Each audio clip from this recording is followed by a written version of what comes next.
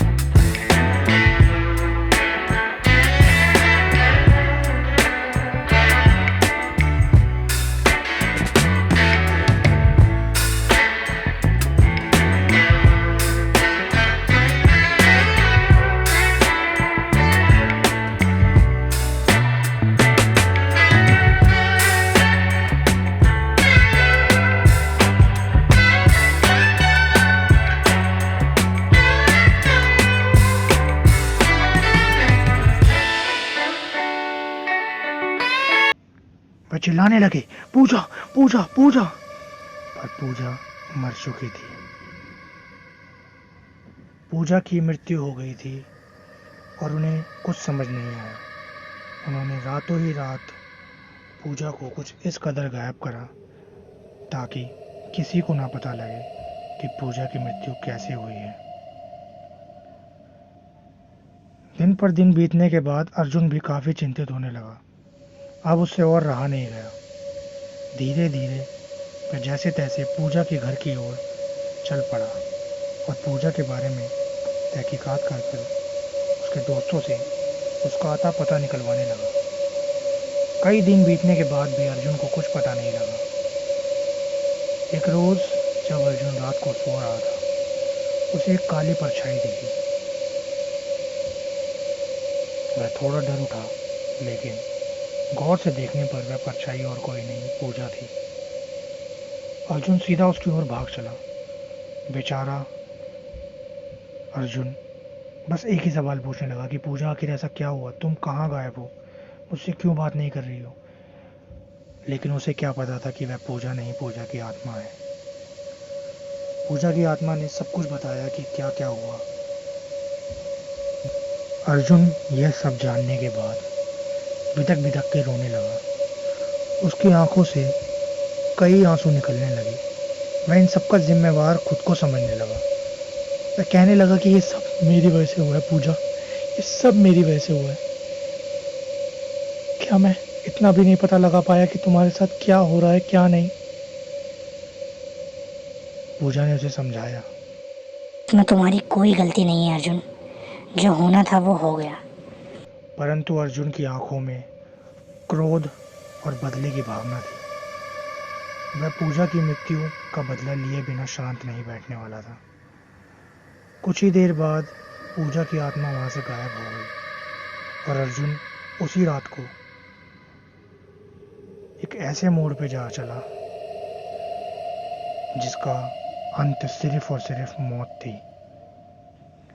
अर्जुन ने काला जादू और काली विद्याओं के महान सम्राट बाबाओं के पास जाना शुरू कर दिया।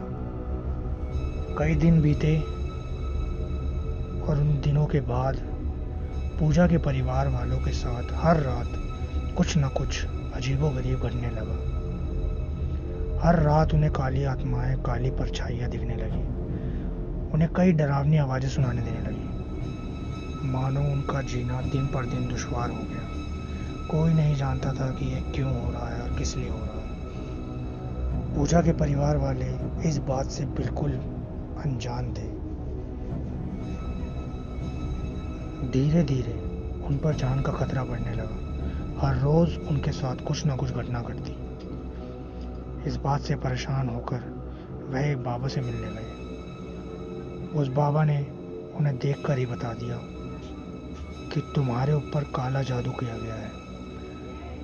कुछ इस कदर का काला जादू कि तुम्हारी जान लिए बिना वह तुम्हें छोड़ेगा नहीं। यह सुनकर वह डर उठे। उन्होंने पूछा कि ऐसा क्या, ऐसा हमारे साथ कोई क्यों करेगा, हमने ऐसा क्या किया है बाबा? परंतु बाबा ने कुछ नहीं कहा। बाबा ने कहा, मुझे इसकी तह तक जाने के लिए थोड़ा और समय चाहिए। 2-3 दिन बीत गए। अर्जुन यह देखकर नाखुश था कि पूजा के परिवार वाले चैन से कैसे रह रहे हैं, उनके साथ क्यों कुछ नहीं हो रहा। मैं दोबारा उन बाबाओं के पास गया जिनके पास मैं पहले गया था, और अब पता चला कि अर्जुन ने उन काली विद्या, उन काले जादू वालों के साथ अपनी जान का सौदा करा है कि अगर वह इन चारों की जान लेते हैं तो अर्जुन भेंट के रूप में अपनी जान में देगा। पर अर्जुन इस बात से नाखुश था कि वह लोग कैसे नॉर्मल रह रहे हैं, उनके साथ क्यों कुछ नहीं हो रहा। तब बाबा कहता है कि अगर तुझे इतनी ही जल्दी है तो अपनी जान के होती दे दे और खुद इनसे बदला ले।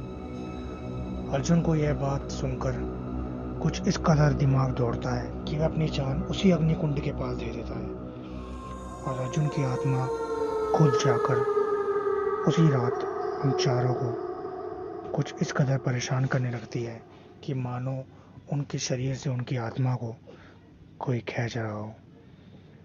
घर में एक डर का माहौल था। चारों को अर्जुन हर जगह दिख रहा था। अर्जुन ने सबसे पहले राजू पे वार किया। उसे कई प्रकार से खूनम खान करने के बाद अर्जुन ने उसकी आत्मा को उसके शरीर से निकाल लिया।